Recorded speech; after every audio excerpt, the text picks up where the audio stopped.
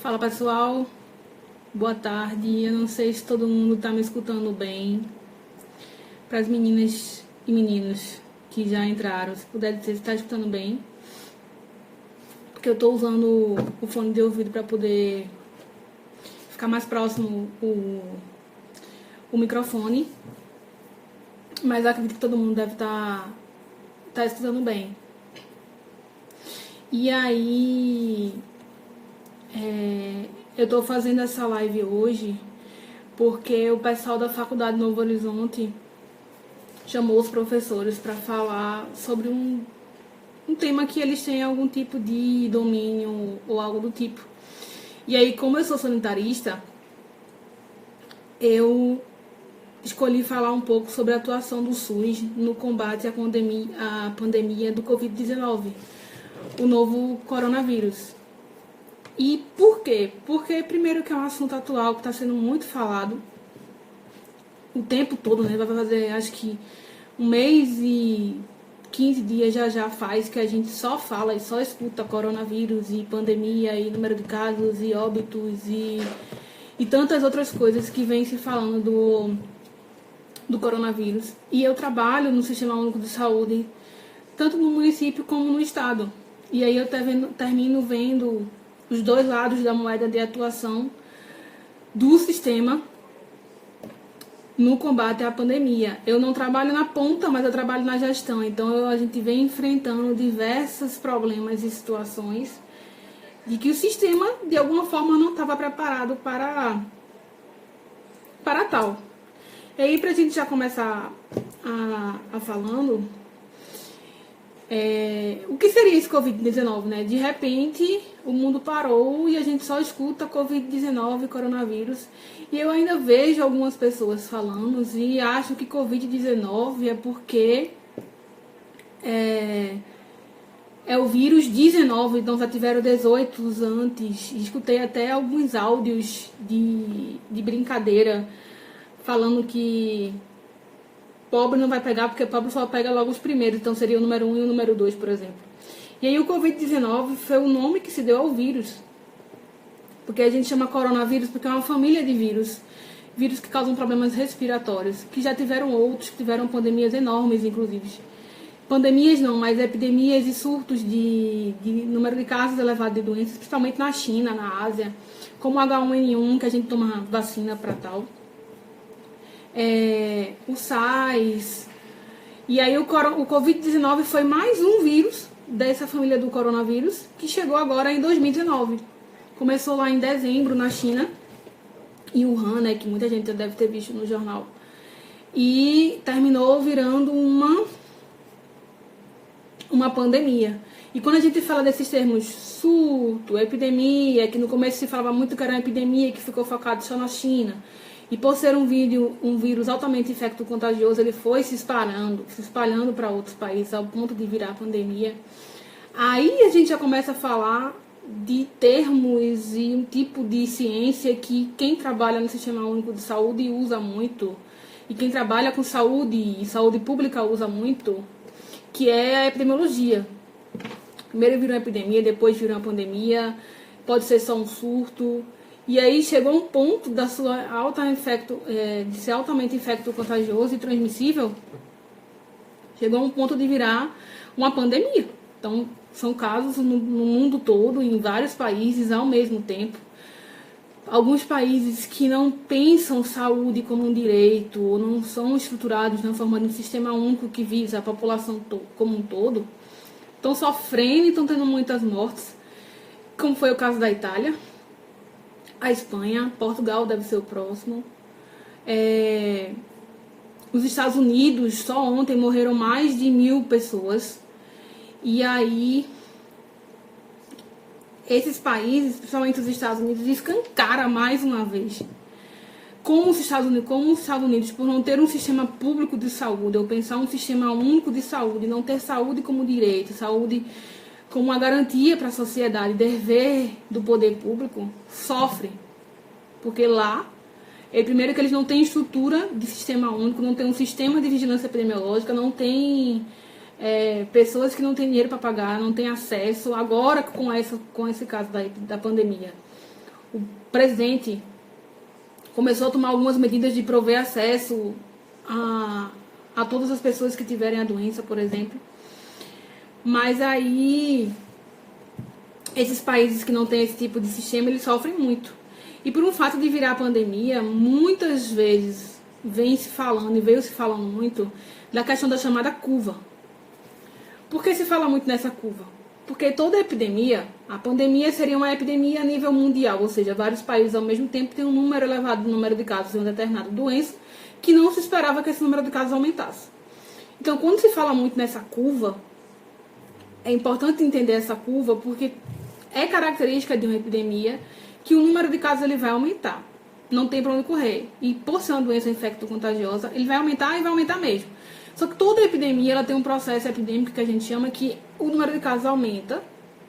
Só que aí, ou por um sistema estar estruturado e conseguir dar conta dos pacientes, ou por a gente conseguir imunidade coletiva, ou porque se usa vacinação, ou porque é uma doença que tem um período de incubação muito curto, ou um período de sintomas muito curto, ou muito grande, ou então a forma de contágio varia de uma doença para outra, essa curva ela vai chegar num ponto, mas ela vai cair.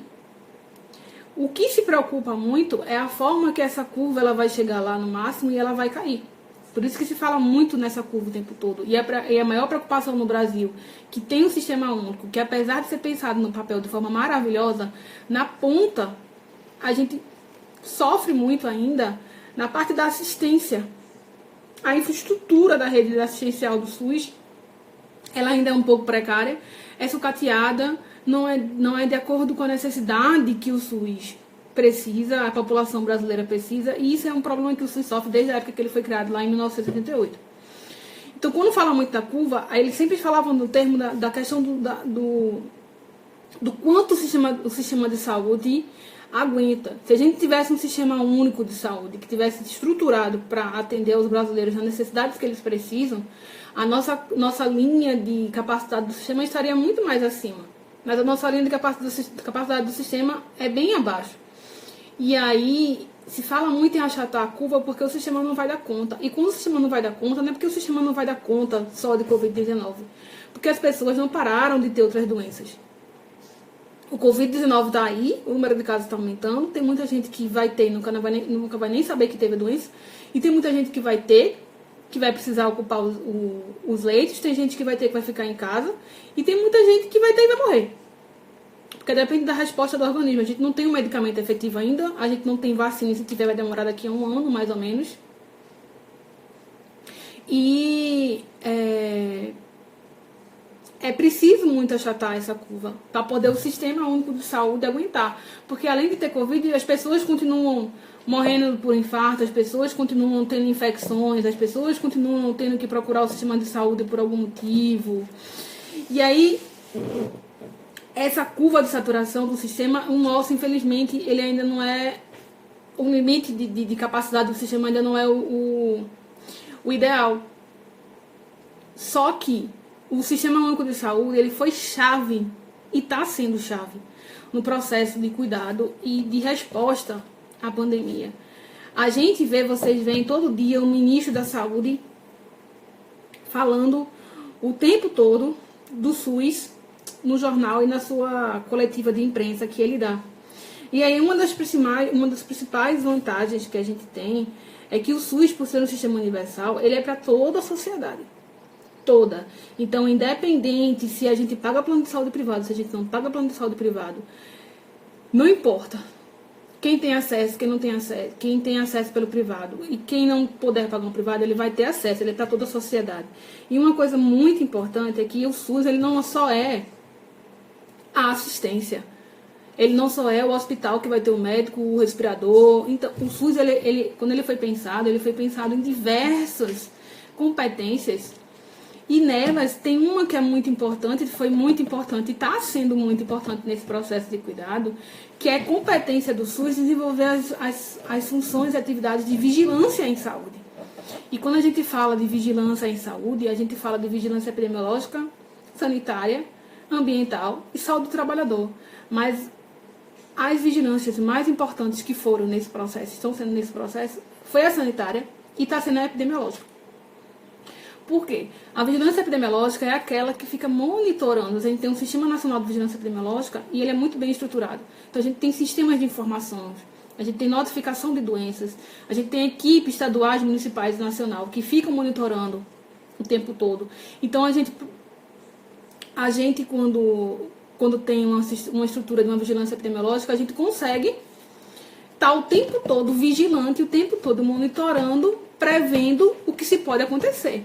Essa curva que vai acontecer, que todo mundo diz que os próximos 15 dias é super importante que a gente fique em casa, porque a gente vai chegar no boom do número de casos, são previsões da epidemiologia, não são previsões da boca de ninguém, são previsões de uma ciência que se chama epidemiologia e ela está dentro da vigilância epidemiológica. A gente conseguir controlar o número de casos, saber quanto o número de casos, o número de óbitos, quando foi notificado, se foi de particular, se foi de privado, aquele fato de a pessoa que não precisa ser internada e aí ser monitorada de forma remota por uma equipe da vigilância epidemiológica. Então, a vigilância em saúde, ela está sendo basicamente chave nisso tudo. E eu não acho que a gente ficou esperando muito a doença chegar. Infelizmente, o SUS ele não está preparado desde sempre. Desde sempre. Agora, o que eu venho pensando e falando muito é que se a gente não tivesse ele, a gente estaria muito mais ferrado. Porque a gente não conseguiria... A gente estaria como os Estados Unidos, por exemplo. Agora, os Estados Unidos têm poder de compra. A gente não tem tanto poder de compra assim. E aí envolve outras questões políticas. Mas a nossa vigilância está sendo um papel extremamente chave. É o momento que eu gosto de falar que a vigilância está brilhando ou deveria brilhar. Mas a gente não falhou para se preparar. A gente não tem preparo mesmo. Assim, a gente não tem uma rede assistencial, porque a partir do momento que a gente teve aquele primeiro caso lá em São Paulo, que foi importado, e a vigilância já pegou, a Anvisa, que faz parte da vigilância sanitária, que é uma instituição também muito importante, ela foi muito chave na questão de tentar controlar os portos, aeroportos e fronteiras, os fluxos de pessoas que vinham de lá para cá e do Brasil para fora, porque no começo os casos foram muito importados, que a gente usa outros termos que a vigilância gosta de usar também. Então os casos foram importados, começou na população de classe média alta, que é quem viaja para fora, quem viaja para a Europa, que era onde estava o foco das doenças, e depois foi que passou a ter aquela transmissão local até o ponto da gente chegar na transmissão comunitária. E não é que a gente poderia evitar, minha gente. É característico de um processo epidemiológico, de uma epidemia que virou uma pandemia, é característico de uma doença infecto-contagiosa. É praticamente impossível a gente evitar. Ainda mais uma doença dessa que piscou, pode estar em cima de uma superfície, está no celular, está no papel, está no sapato, está na roupa, está no cabelo, até a forma de lavar o cabelo tem que ser diferente. É praticamente impossível a gente conseguir evitar a contaminação, a não ser que se tome medidas efetivas, como o governo está tomando, de solicitar quarentena, solicitar isolamento social, fechar comércio, fechar locais de muita aglomeração, mesmo sabendo-se que vai ter todo o impacto econômico e financeiro, principalmente naqueles trabalhadores que são os trabalhadores informais.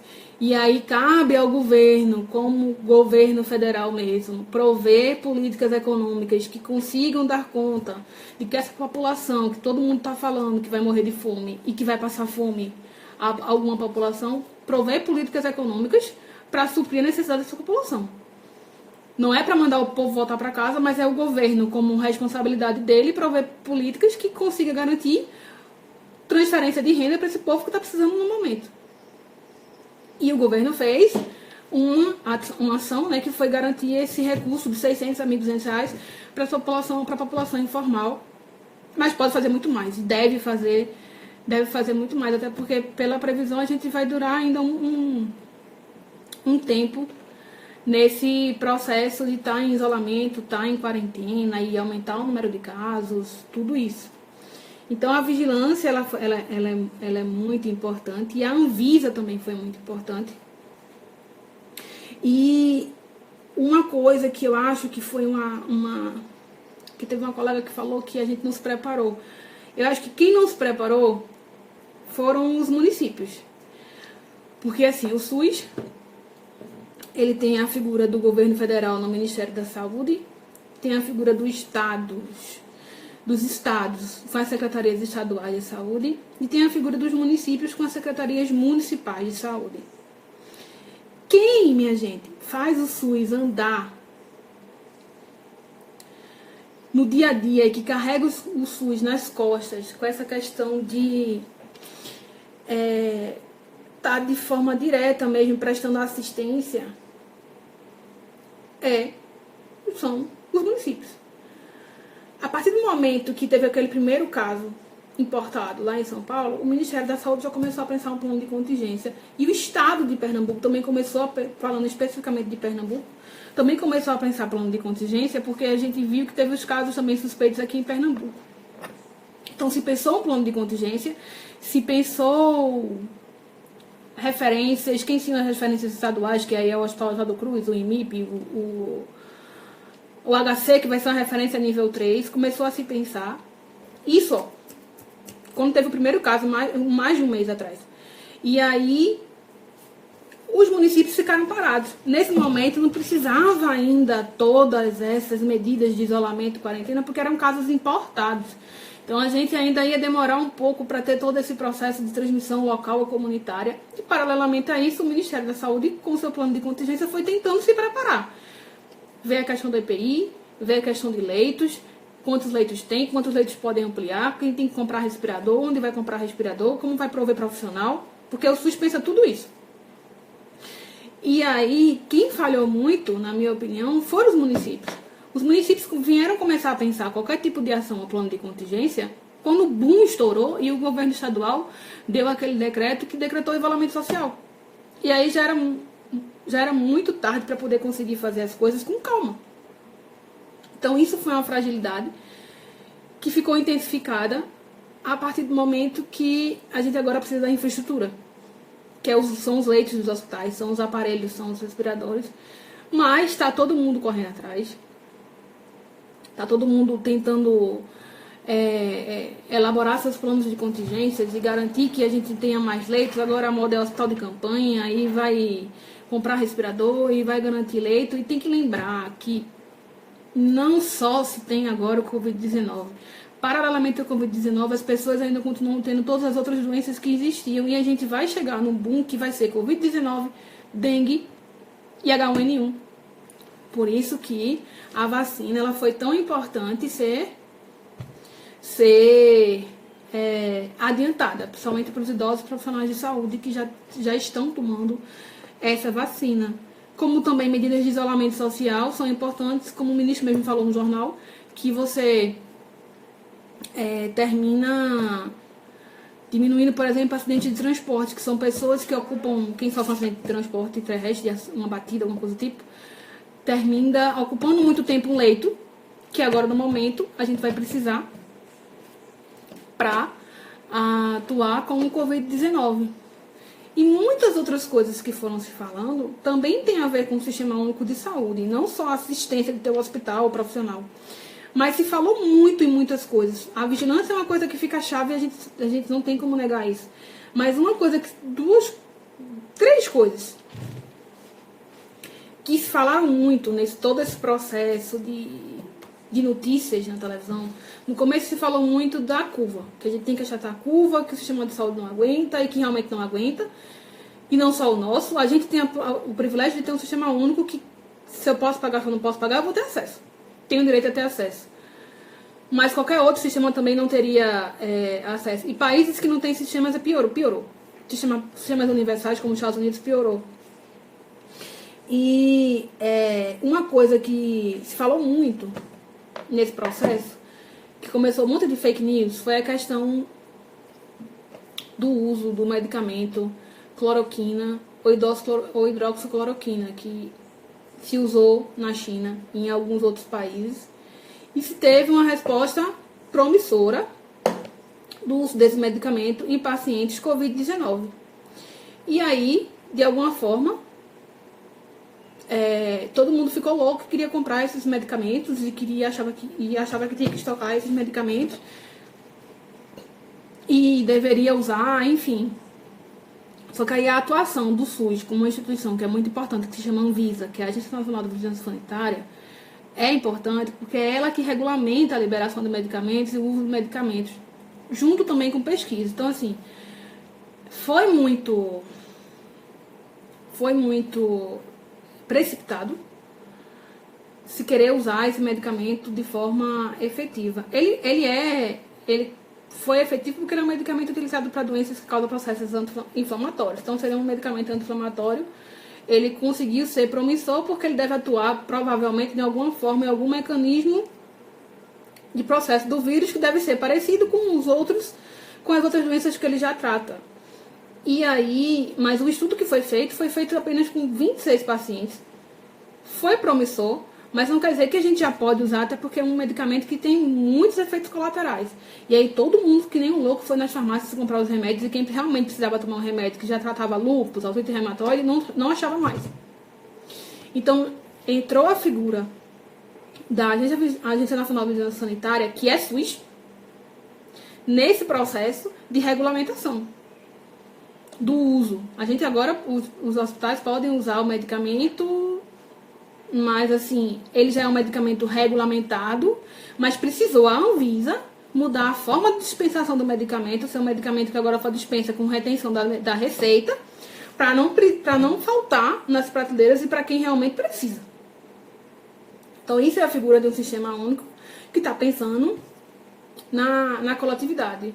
Mas, repito, não é para ficar estocando remédio em casa, até porque se a gente precisar tomar remédio, quem vai prescrever os remédios são os profissionais de saúde, de acordo com a necessidade de cada um. Porque quem realmente precisa, pode ser que falte. Além de ser perigoso e a gente não saber o quanto pode sofrer com os efeitos colaterais. Mas a figura da Anvisa foi muito importante nesse processo. Outra coisa também que se fala muito, que a partir do momento que surgiu a doença, um novo vírus, a gente não sabe como tratar dele, mesmo sendo um vírus muito parecido com outros vírus que a gente já lida com eles, que afeta o sistema respiratório. Precisou se fazer pesquisas.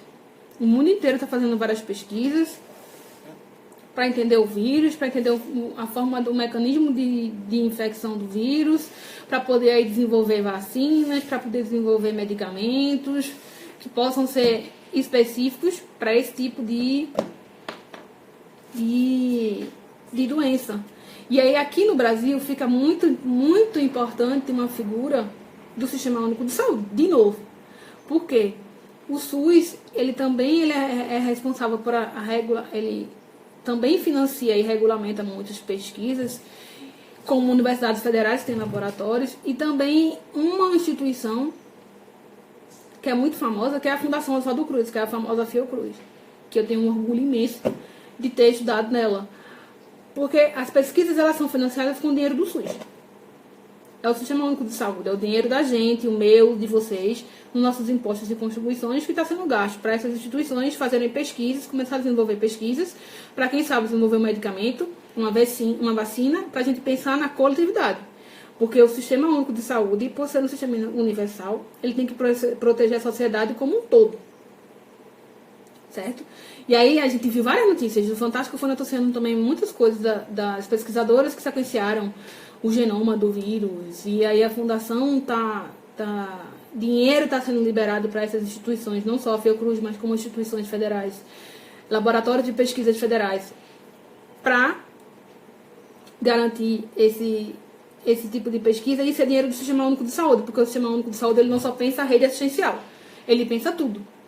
Ele pensa em insumos, medicamentos, vacinas, hemoderivados, pensa a formação de recursos humanos, pensa a vigilância em saúde, que como eu já falei no começo, são as 4 vigilâncias, mas o momento-chave foi da sanitária, da epidemiológica. Ele pensa na formação de recursos humanos, o quanto está sendo necessário, e já foi lançado por algumas instituições, como aqui em Pernambuco, a Escola de Saúde Pública de Pernambuco lançou. Logo agora, recentemente, essa semana, foi ontem, o Ministério da Saúde lançou uma capacitação obrigatória para todos os profissionais de saúde no manejo do Covid-19, porque pode ser que lá na frente a gente precise de recursos humanos preparados para atuar e serem convocados para atuar no Sistema Único de Saúde. Paralelamente, isso escancara outro problema gigante no SUS, que é a escassez de recursos humanos. A gente viu aqui em Pernambuco, em Recife, todo mundo lançou seleção, o Estado chamou não sei quantas mil pessoas, 2.000 e poucas pessoas do concurso. Recife adiantou o concurso que ele acabou de fazer, que já homologou, fez seleção pública, fez seleção simplificada, porque é uma escassez que o sistema também sofre. Com isso, outra instituição também que tem a ver com essa questão de pesquisa, desenvolvimento imunobiológico, que é o Sistema Único de Saúde, que é muito importante, é o Instituto Butantan. O Instituto Butantan é o maior produtor de vacina no Brasil. E vacina, qualquer pessoa pode tomar. Não precisa ir lá na vacina e pagar R$300 por uma vacina. Vacina, quem provê é o Sistema Único de Saúde. E todo mundo tem direito, porque o sistema ele é universal, pensando na sociedade como um todo. Então, o desenvolvimento de vacinas e a importância de dar a vacina da H1N1, adiantar esse processo de vacinação da H1N1, é Sistema Único de Saúde, é dinheiro do SUS. É um SUS, por ser universal, que pensa de forma ampliada. Infelizmente, eu acho que só deve demorar acho que um ano ainda para poder a gente ter uma vacina efetiva e para ela ter um efeito efetivo também, porque vacina usa o efeito de rebanho, né? A gente tem que vacinar muitos para poder impedir a proliferação de doenças. Mas também é a figura de uma instituição que representa o Sistema Único de saúde. Outra coisa também que veio se falando muito, está se falando muito, é que escancara também outro problema, é a questão do teste, disponibilidade do teste. Agora, uma coisa que é muito importante, minha gente. Está escancarando os problemas que o sistema enfrenta desde quando ele foi criado, lá em 1988. Está escancarando o subfinanciamento, está escancarando o sucateamento, está escancarando os problemas que tem, mas paralelamente também está escancarando o quanto o SUS ele é importante. Então a gente não deve enxergar um momento desse nas nossas falhas como sistema, de que o sistema não presta. A gente tem que enxergar um momento desse, que eu fiquei muito feliz, acho que foi 15 dias atrás, que a reportagem de capa domingo do Jornal do Comércio foi que o SUS salva.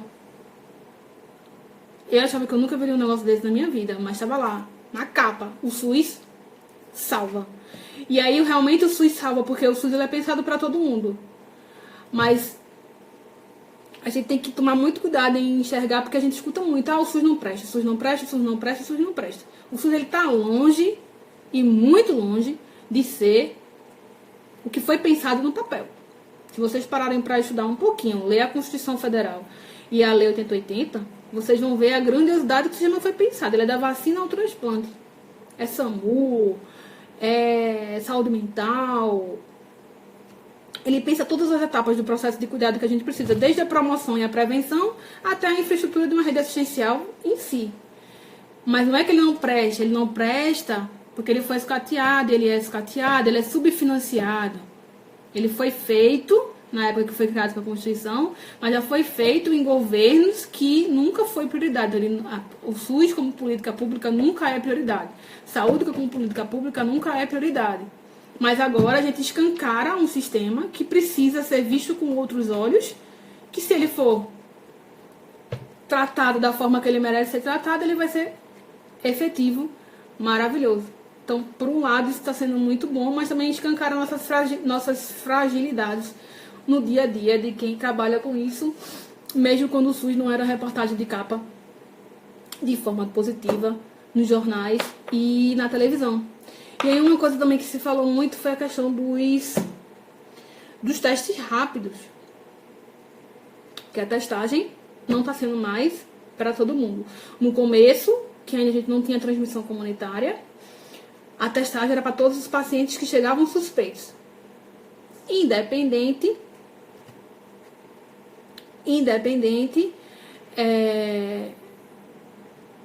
se foi paciente que foi internado no hospital particular ou se foi um paciente que entrou no hospital público, porque o SUS ele é para todo mundo. Então, se você entrou no sistema e se testagem faz parte do processo de vigilância, da vigilância epidemiológica, não importa se entrou no português ou no WOC, vai usar o sistema de toda forma. E aí, como se começou a transmissão comunitária, a gente parou de testar para casos suspeitos leves, né, assim, de síndrome gripal. A gente só está testando agora para casos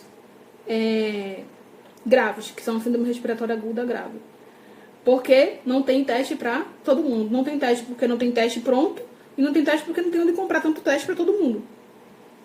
Mas aí o Ministério da Saúde, na figura do Sistema Único de Saúde, já providenciou de fazer uma compra de 10 milhões de testes. 5 milhões de testes chegaram e mais 5 milhões de testes vão chegar. Inicialmente para testar profissionais de saúde, mas a ideia é testar toda a população, ou o máximo da população que a gente consiga. Esses testes que foram desenvolvidos fora do Brasil, e alguns foram feitos aqui no Brasil por algumas instituições federais que receberam dinheiro do SUS para poder fazer projeto e fazer pesquisa, para eles poderem entrar no mercado, eles precisam ser regulamentados. E quem é que regulamenta? A Anvisa, que é o quê? Sistema Único de Saúde. E aí alguns foram regulamentados e alguns vão ser utilizados, tanto que já foi comprado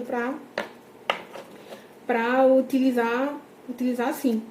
E aí isso também entrou a figura da Agência Nacional de Vigilância Sanitária, para regulamentar esses testes, para eles serem usados. Não são testes que são 100% de confiáveis, porque esses testes rápidos a gente trabalha na proposta de especificidade e sensibilidade. A gente trabalha na proposta de pessoas que podem dar falsos positivos e pessoas que podem dar falsos negativos. Então a ideia é de que um teste rápido consiga pegar todo mundo que realmente for positivo e consiga incluir a maior parte possível de falsos negativos. Só que esses testes rápidos que chegaram, eles não têm uma sensibilidade muito boa. Então ainda corre o risco desses testes pegarem pessoas que deu falso negativo. Elas podem estar com vírus, mas, por exemplo, estão assintomáticas, ainda não desenvolveram uma resposta imunológica muito boa por terem sintomas e elas passarem como negativas. Então a gente chama isso de falso negativo. Mas foi regulamentado. Se for regulamentado é porque pode ser usado e vai ser usado e está sendo usado. Mas fica mais uma vez a resposta aqui de que há a figura de uma instituição do Sistema Único de Saúde, da Anvisa, a Vigilância Sanitária, a Agência Nacional, para estar tratando desse tipo de processo. E tem o SUS na ponta, né? Tem o SUS que está tendo que se virar para criar novos leitos, para comprar equipamento, para garantir os medicamentos básicos, porque você tem que tratar os sintomas de base, para garantir que os pacientes consigam ter acesso a um leito e consigam ter acesso à necessidade que eles tiverem para isso. E aí os municípios eles estão se virando nos 30. O Estado também. A gente não para de trabalhar e de buscar e de pesquisar coisas, equipamentos e equipamento de proteção individual para garantir que os trabalhadores trabalhem com o mínimo necessário na ponta. E se a gente não tivesse um sistema universal, só esses hospitais particulares, primeiro que eles não iriam dar conta nem das pessoas que pagam plano de saúde privado, e toda a população que não tivesse acesso, não pudesse pagar, ia ficar morrendo porque não teria como pagar. Então é uma figura importante do Sistema Único de Saúde. E aí a menina falou aqui na frente, ele presta sim, realmente ele presta sim.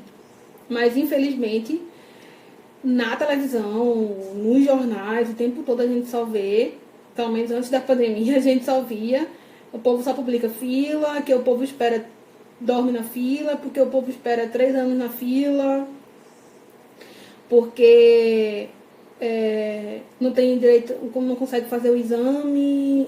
Eu trabalhei na regulação, então eu sei o que é isso, o quanto as pessoas esperam trabalhar ainda, o quanto as pessoas esperam em filas para poder ter acesso ao sistema. Mas tem muita coisa também boa acontecendo todo dia que as pessoas não falam. Como o Regina está falando, só se fala muito na televisão e se divulga a parte negativa.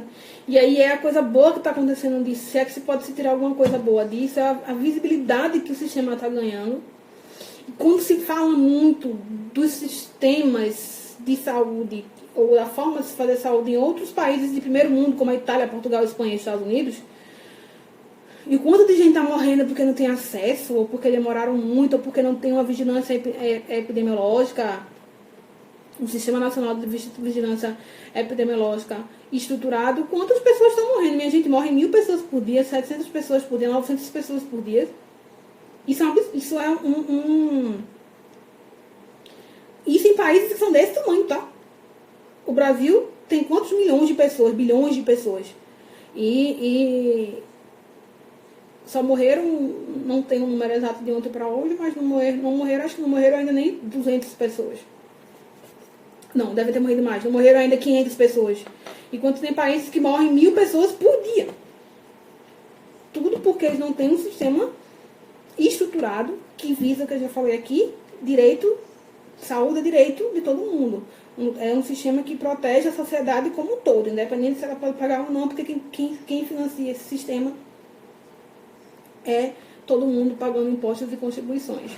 Só que aí, minha gente, ele sofre com uma coisa, que é o subfinanciamento, que agora nessa etapa de estrutura mesmo, que a gente chegou no processo de ter a estrutura física em si, de garantir os profissionais, de garantir todo o equipamento e leitos e tudo, que fica muito mais escancarado, é o subfinanciamento. A gente sofre esse subfinanciamento desde a época que o SUS foi criado lá em 1988. Ele nunca teve muito bem estruturado a forma que o governo federal vai colocar o dinheiro no SUS, a forma que o Estado vai colocar o dinheiro no SUS, a forma que os municípios vão colocar o dinheiro no SUS.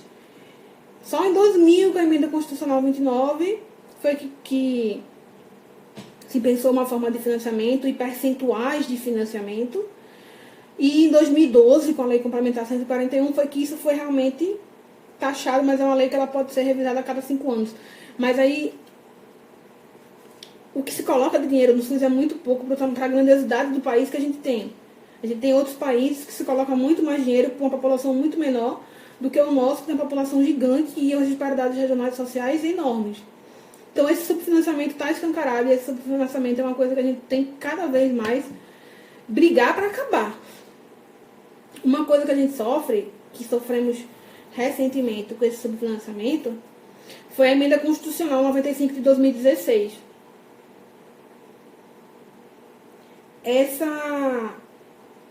Deixa eu responder a dúvida de Cidinha aqui. Cidinha, o vírus ele não vai ser erradicado, não. O que a gente pode fazer é continuar estudando, continuar pesquisando uma forma de fazer vacina ou encontrar um medicamento que seja utilizado de forma efetiva para curar a doença, porque se a gente vacina, a gente consegue que poucas pessoas tenham caso. O H1N1 é o mesmo tipo de vírus da família de coronavírus e ele não foi erradicado. Agora a gente tem vacina para influenza, que a gente chama de influenza. E aí poucas pessoas terminam tendo casos, mas erradicar está longe de ser erradicado, como outros vírus, outras doenças que a gente já conseguiu erradicar. Mas como a gente pode saber quando, por exemplo, está seguro de sair do isolamento social, está seguro de voltar a ter uma rotina normal, é quando porque não sei se vocês viram, esses números de casos, todo dia a gente divulga, né? De um dia para o outro aumentou tantos casos, de um dia para o outro aumentou tantos casos, e vai fazendo aquela curva de crescimento de casos que ela vai chegar e ela vai cair. Quando essa curva começar a cair, quando a gente começar a enxergar que esse número de casos de um dia para o outro começou a diminuir, é quando a gente pode começar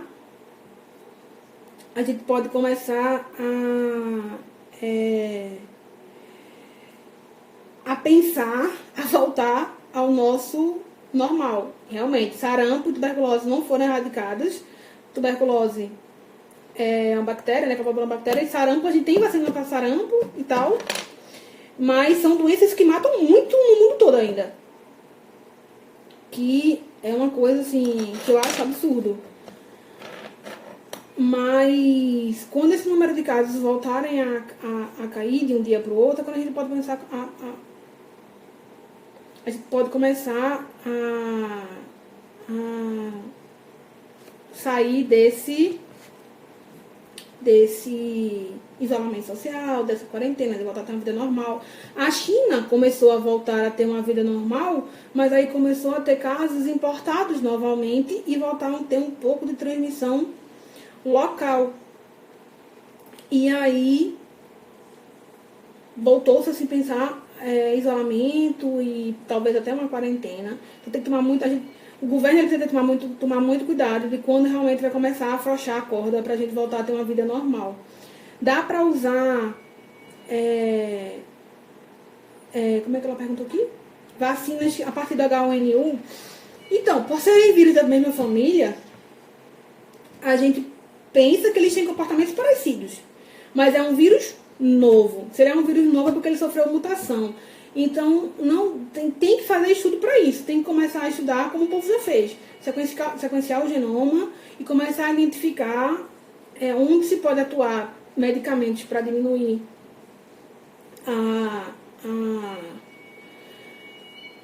os sintomas, os sinais e sintomas da doença. E na vacina começar a identificar que parte do vírus a gente pode utilizar para desenvolver vacinas e que consiga ser efetiva. Desenvolver uma vacina não é uma coisa fácil. Tem que fazer testar, tem que descobrir que parte realmente vai ser, se vai usar o vírus atenuado, se vai usar o vírus morto, se essa resposta imunológica ela vai ser boa, primeiro em animais, para depois testar em humanos, e demora um pouco. O comportamento do vírus é parecido. Você pode utilizar, entender como o vírus funciona, porque ele é um vírus da mesma família, mas ele é um vírus completamente diferente dos outros vírus que já tiveram do coronavírus. Então ele tem que ser estudado do zero. Realmente, o relaxamento de medidas de isolamento pode causar um boom de novo na transmissão comunitária, então tem que tomar muito cuidado. Como abrir aeroportos, voltar a ter transporte de pessoas de um município para o outro, os voos, enfim. A hora de afrouxar também, a hora de apertar a corda, ela é super importante. E a hora de afrouxar também é super importante, porque pode voltar a ter tudo de novo. Então tem só quando a gente começar a ver diminuição de casos e por aí vai. Uma coisa que eu achei bem interessante, eu até postei aqui no meu Instagram, não da faculdade, mas no meu Instagram de professora, que depois vocês podem até procurar lá, deixei no destaques, um gráfico dessa tal famosa curva, que nada mais é do que acompanhar o número de casos dias após o outro. O gráfico dessa curva, de vários países, mostrou da China, dos Estados Unidos, do Brasil, da Itália, e eu acho que o outro era Portugal, Iraque, não lembro agora. E aí, tanto que se fala em achatar a curva, minha gente, se vocês forem olhar a figura, a China ela faz assim, e depois permanece assim, ó. Eles conseguiram achatar a danada da curva. Lógico. Conseguiram também dar conta do número de casos, porque construíram hospitais e leitos de uma forma rápida. E como o povo lá consegue ser mais... seguir mais à risca, e o governo consegue ser muito mais efetivo nessas medidas de transmissão e de isolamento e de quarentena, fica claro o quanto ele consegue realmente achatar a curva sobe, ela permanece constante o número de casos de um dia para o outro. Já países como os Estados Unidos e Itália dá aquele boom gigantesco assim e só cresce. Então, a capacidade do sistema ela não vai dar conta, como todo mundo fala. É muito interessante. Se vocês quiserem, vocês podem me seguir lá depois. Ou então, não precisa, se não quiser seguir, mas ir lá na página inicial, no destaque, tem lá, Covid-19. E eu salvei a figurinha e a imagem para vocês verem realmente como realmente o que tanto se fala desse negócio do isolamento, da quarentena, o quanto é importante para a gente conter essa contaminação. Porque doença infecto-contagiosa não tem para onde correr. E aí, só para encerrar o que eu estava falando das meninas perguntarem, a questão do subfinanciamento, que está escancarado e a gente precisa dar conta dele, porque senão o sistema ele nunca vai ser 100% efetivo como deve ser. Existe essa emenda constitucional 95 do ano de 2016, que ela, na época, foi chamada PEC da Morte, Por quê? Ela congela os gastos, não só de saúde, mas de alguns setores da sociedade pelos próximos 20 anos. Então, de 2017 para frente, o dinheiro da saúde, ele fica, a nível de governo federal, ele fica sendo o mesmo todos os anos. Só que, de um ano para o outro, a população mudou, a população aumentou, o processo epidemiológico, a situação epidemiológica do país mudou, como a gente está vendo agora, que do nada chegou um vírus novo e parou o mundo.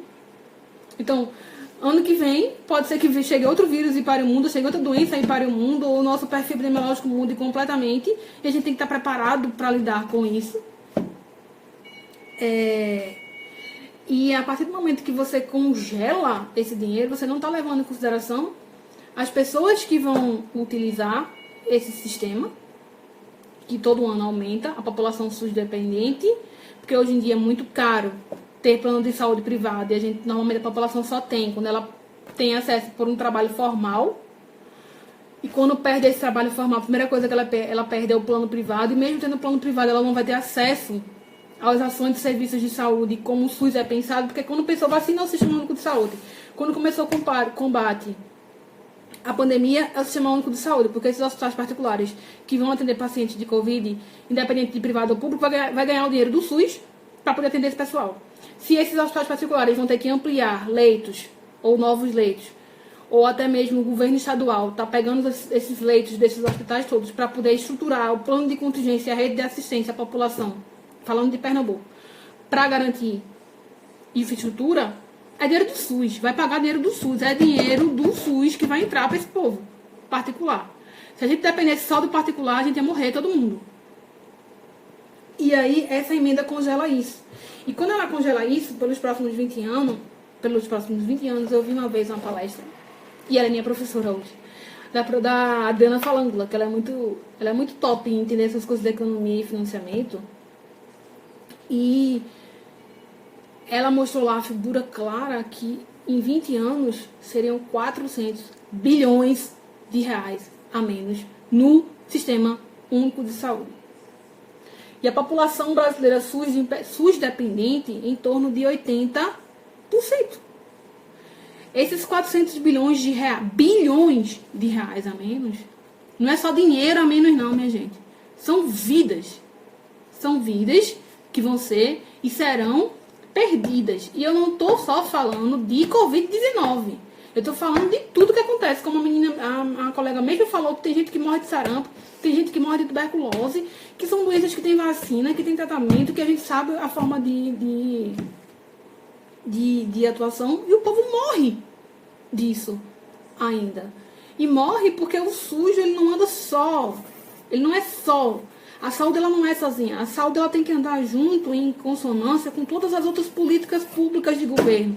E aí as políticas públicas, elas precisam ser prioridade para os governos que entram e saem no nosso país, seja ele no governo federal, no governo estadual, no governo municipal. Enquanto políticas públicas não forem prioridades, a saúde também nunca vai conseguir ser 100% efetiva. Como, por exemplo, a gente precisa de políticas de transferência de renda, a gente precisa de políticas econômicas, a gente precisa de políticas de acesso à moradia, a gente precisa de políticas de acesso à educação, porque ter saúde envolve todo esse tipo de processo. Ter saúde é ter acesso à educação, ter saúde é ter acesso à moradia, ter saúde é ter acesso à renda. E se não tem isso, não tem saúde. Então a saúde não anda só. O SUS, com seus profissionais, com suas estruturas, sua infraestrutura sozinho, não vai dar conta. E ainda mais subfinanciado com essa emenda constitucional também, não vai dar conta. Então, é preciso que, com toda essa dificuldade que a gente está tendo, que a gente está sofrendo, de conseguir adquirir, de conseguir ampliar a rede de leitos, de tudo isso, que a emenda constitucional, ela fique escancarada, que ela tem que ser demolida, apagada, destruída, não seria nem o termo que se usa para isso. Porque são 400 bilhões de reais a menos. E 400 bilhões de reais a menos são não sei quantas bilhões de vidas que podem e serão perdidas nos próximos 20 anos. Tá? E não só sobre esse subfinanciamento do governo federal, que é essa emenda, Também tem um subfinanciamento dos estados e dos municípios. O estado e o município ele é obrigado, né, a colocar pelo menos um percentual mínimo de tudo que ele arrecada nos cofres públicos dos estaduais e municipais. E aí todos os estados e municípios, tirando alguns, por exemplo, Caruaru coloca 25% na saúde, de tudo que ele arrecada. Mas a maioria dos estados e municípios só coloca o mínimo. 15% de tudo que arrecada todo mês o município tem que colocar e 12% de tudo que arrecada todo mês o estado tem que colocar. Então, enquanto esse sistema ele não for financiado da forma que ele necessita, levando em consideração a grandiosidade do Brasil, da população, da desigualdade social, econômica, ele não vai ser 100% efetivo. Então, se a gente está sofrendo, por um lado, agora no Covid-19, a gente pode sofrer com isso, mas na frente com outros tipos de doenças. Eu espero que nunca veja mais uma pandemia, porque eu achava que isso era só coisa de filme. Como sanitarista, eu estou achando arretado eu ter que trabalhar com isso, porque eu estou lidando na ponta, na gestão, criando diversos instrumentos para a gente conseguir monitorar e para conseguir utilizar melhor esses recursos, planejar, que é uma coisa que, como eu falei no começo, falhou e falharam os municípios, o planejamento, a nível nacional. Nem digo tanto, mas a nível de município falhou sim. Demoraram muito para pensar um plano de contingência, demoraram muito para se preparar para o que ia chegar, porque ia chegar. E aí é uma falta de planejamento de gestão, não é uma falta de planejamento do sistema, é a falta de planejamento de gestão. Mas agradeço por ter um sistema único, universal aqui no Brasil. Senão a gente estaria sofrendo já, como os Estados Unidos, como a Itália, como a Espanha e como outros países ainda vão sofrer. Entenda o SUS como da vacina ao transplante, promoção, proteção, recuperação, vigilância na promoção e na prevenção, vigilância epidemiológica, vigilância sanitária, um sistema nacional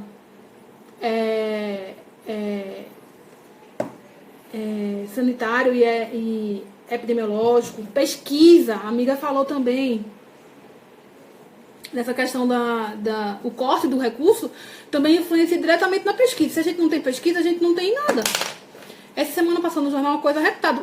Um grupo de pessoas, não sei se foi pesquisadores ou se foram essa galera que é meio louca de tecnologia, que como tá faltando respirador, eles criaram um mecanismo bem mais barato e bem simples de que fica apertando lá aquele respiradorzinho, que eu não sei o nome porque eu não trabalho na ponta, não sou da assistência, e consegue manter o paciente lá.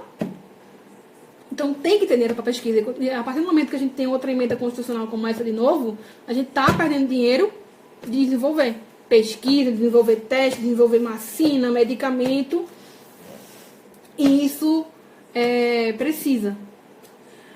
Deixa eu ver com as comunidades carentes nessa pandemia ou foca nos hospitais nesse momento. Como funciona para vocês? Então, eu trabalho num município pequeno aqui da região metropolitana. E as comunidades carentes, elas são uma preocupação muito grande nesse processo, né? Porque quando chegar, como eu falei lá no comecinho, ela é uma doença que ela é diferente, porque ela é uma doença que afetou quem mais critica o Sistema Único de Saúde ou que acha que não usa o Sistema Único de Saúde. Que é a população de classe média alta, mais alta. Só que aí, quando você vai avaliar e você coloca numa coisa que também está lá no meu destaque, o mapa, quando você coloca os casos no mapa da cidade e você tenta ampliar o risco, até onde vai o risco, ele começa a se expandir para a comunidade carente. Se a gente coloca isso numa comunidade, quando chegar na comunidade carente, e aí, minha gente, escancara o quanto políticas, que eu já falei, políticas como um todo são necessárias. Pô, gente, todo ano a gente sofre com dengue. Tá chegando já o momento de ter epidemia. Todo ano tem epidemia de dengue. Todo ano. Passa ano, vira ano. E o governo só coloca culpa nas pessoas. Porque as pessoas que acumulam lixo, as pessoas que acumulam água no vaso, as pessoas que colocam água no balde. Pô, as pessoas que colocam água no balde porque não tem água na torneira, velho. E se não tem água na torneira é porque não tem política pública para poder garantir água na torneira. Se tem lixo na calçada, é porque a coleta do lixo não passa lá. E se a coleta do lixo não passa lá, é porque não tem política para isso.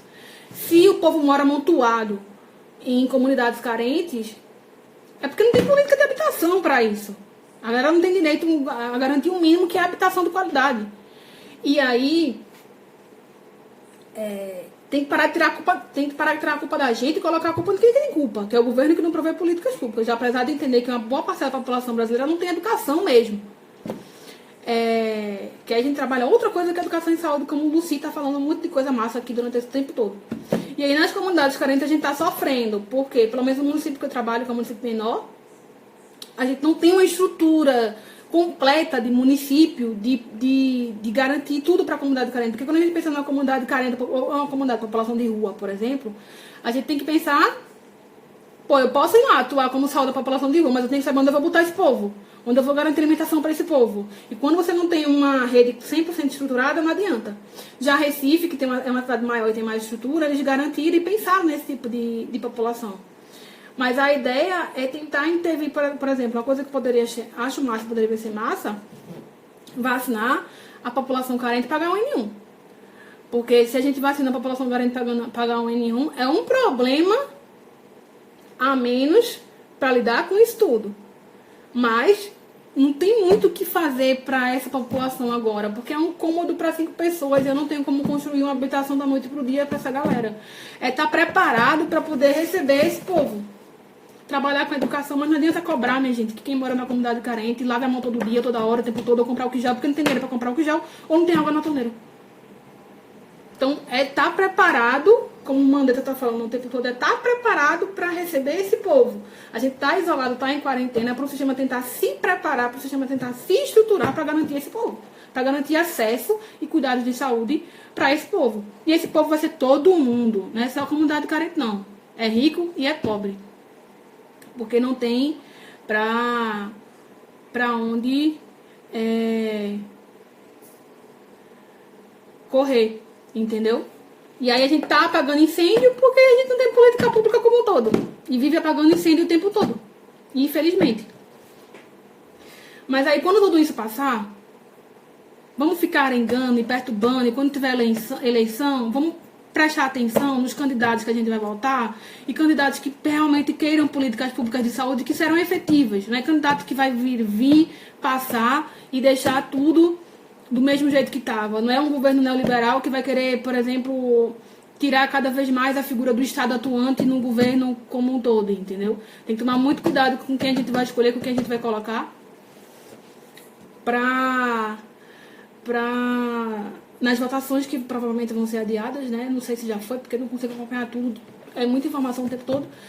Mas tem que escolher bem quem faz política no Brasil, que são os políticos. Principalmente deputados e vereadores, que é quem legisla sobre isso. Porque essa emenda constitucional, ela partiu e foi votada por deputados e senadores. E aí é uma galera gigante que concorda que o sistema seja subfinanciado. Sistema esse que hoje vai salvar muitas vidas. Então, perpetuem essa ideia de que o SUS salva sim, como está na reportagem de capa do jornal. Tá acabando meu tempo aqui, 40 e poucos segundos. Quem quiser mais informação ou discutir mais alguma coisa, conversar sobre mais alguma coisa, é só me seguir lá na rede social, é Rafa Cavalcante Profe, que a gente conversa, a gente discute, eu tento postar coisas o tempo todo sobre tudo que está acontecendo, uma vez que eu estou na ponta trabalhando com isso. E quem sabe também o pessoal da faculdade marque outra live, ou a gente discuta sobre outro tema específico, sobre isso, mas estou totalmente disponível para a gente conversar sobre isso, se vocês quiserem. Tentei organizar as ideias.